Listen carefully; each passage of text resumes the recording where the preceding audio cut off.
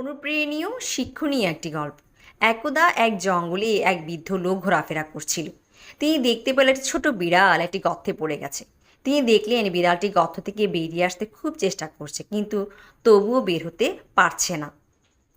তাই বৃদ্ধ লোকটি এটিকে সাহায্য করার কথা ভাবলেন এবং বিড়ালটিকে সেই গর্ত থেকে বের করার জন্য একটি হাত দিলেন। কিন্তু বিড়ালটি ভয় পেয়ে বৃদ্ধের হাত আঁচড়ে দেয়। এতে লোকটি আহত হয় এবং সে ব্যথা পেয়ে তার হাত টেনে ধরে।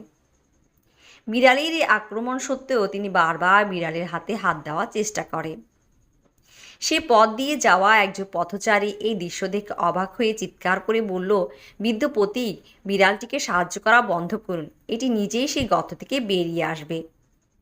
বৃদ্ধ লোকটি কি বলল সেদিকে পাত্তা দিল না, বরঞ্চ সে গর্ত থেকে বিড়ালটিকে বের হতে সাহায্য করতে লাগলো, যতক্ষণ না বিড়ালটি গর্ত থেকে বের হয়ে এলো। তারপর সে লোকটির কাছে গিয়ে বলল, পুত্র শোনো, এটি বিড়ালের প্রবৃত্তি, তাই সে আঁচড় দেবে এবং যা আমাকে আঘাত করে, কিন্তু ভালোবাসা যত্ন করা আমার কাজ, যা আমি করার চেষ্টা করেছি। গল্পের নৈতিক: আমাদের চারপাশের প্রত্যেককে আমরা আমাদের নিজস্ব নৈতিকতার সাথে আচরণ করব।